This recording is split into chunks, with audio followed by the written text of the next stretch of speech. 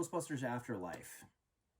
Enjoyed it. Definitely enjoyed this movie. It starts from scratch. It doesn't follow the formula, really, of the first movie. It's kind of like a Dr. Sleep. They keep all of the real nostalgic shit to the end, and it's earned because they build up to it with a worthy story.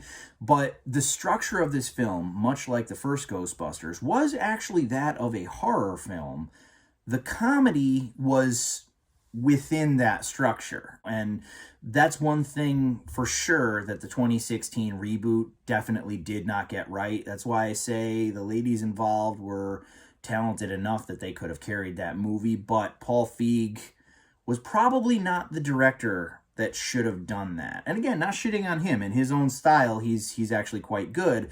But for that particular movie, how are people not going to compare it to the original? So I like the fact that they kept it kind of like it could have been an 80s film again. They kind of went almost like the Goonies route. In fact, there are certain parts of this movie, particularly towards the end, that are almost like reminiscent of like a Spielberg film. The girl who basically drives this whole movie, that actress is freaking fantastic. I mean, I think they've hinted enough at who she is in the trailer, but I'm still going to keep that hush-hush for those who haven't seen the film. All the kids in the movie were great. Paul Rudd, of course, was great. There's this whole, like, running gag where it's like he's supposed to be the summer school teacher, and every day he basically just puts on a totally inappropriate horror movie for the kids. Like, first it's Cujo, then it's Child's Play, and it's just...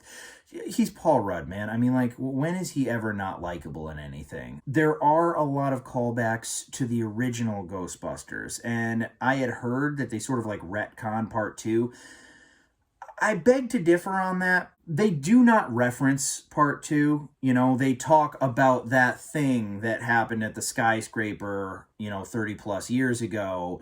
So you would think that maybe they would be like, oh yeah, and then again, the Statue of Liberty walked in 1989, but they don't mention that at all. But I don't think that that really retcons the second one. It's just sort of like, because they even allude to the fact that the Ghostbusters did other shit before they, went their separate ways, whatnot. I give this movie like a world of credit because there were a million and one ways that it really could have played it safe, and it didn't. It respected the specific type of movies that the originals were without copying the exact same formula. And like I said, when all the shit happens later and like full blown, like you get all the Ghostbusters gratification, that is earned. Very, very, very much earned by a film that reeled you in via its own merit and brought you to that point. Again, not to go back to Dr. Sleep, but at the end with the Overlook Hotel, that was earned, and it was a great payoff.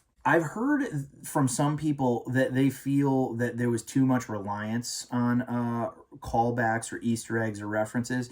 I disagree. There was one part that was cringy. It was cringy, but I feel that it was done very deliberately. Even the way the character delivered it, there was like a pause, and then they said it. And it's like, the way I look at that is, that was a deliberate dad joke. That was like literally meant to make the audience go like, okay, so I didn't mind it. There is one thing, probably the most bothersome thing that I want to talk about, but it does involve spoilers. So I'm going to let you know right now, I am about to get into them. Okay, so 3, 2, 1.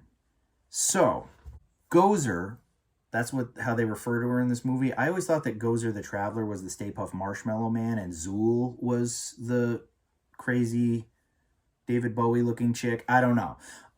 Anyways, that character, I believe they referred to her, as Gozer. Don't get me wrong, the costume looked cool, and it was like reminiscent of the original, but the original had like those red eye contacts. This one had just like all black eyes. And it was just, they tweaked the way it looked, and I just don't understand why they did that. But that's literally about it. And you know what? While we're in spoiler territory now, I'd just like to say that all the freaking Ghostbusters come back, and I farted. All the Ghostbusters come back, and it does not disappoint in the slightest. Also, I would just like to say that the end credits play. There are 2 end credits scenes, one midway through the credits, one at the end. But the one in the middle of the credits, you're watching the credits go by and it's listing the entire cast, and then it goes like, and Sigourney Weaver. And I'm like, Sigourney, when the hell was she in the movie? Did I miss it? And then right after that, it cuts to her cameo with Bill Murray. And I was like, that's freaking great, man. That's amazing. It's just a little cherry on top that they did for everybody. I think it's worth your while. It is a little bit of a slow burn, you know. It takes a little bit to kind of get into it. Not a lot happens all at once, but that's not to say that it's like boring or anything like that. Some people said there was pacing issues. I don't think there were pacing issues. I just think that the movie took its time. That's all. Either way, definitely worth your wait. It'll be an experience all onto its own, and it'll give you that beautiful little dose of nostalgia that you probably needed and didn't want them to screw up in any way. So Ghostbusters Afterlife, ladies and gentlemen. And that's all she wrote.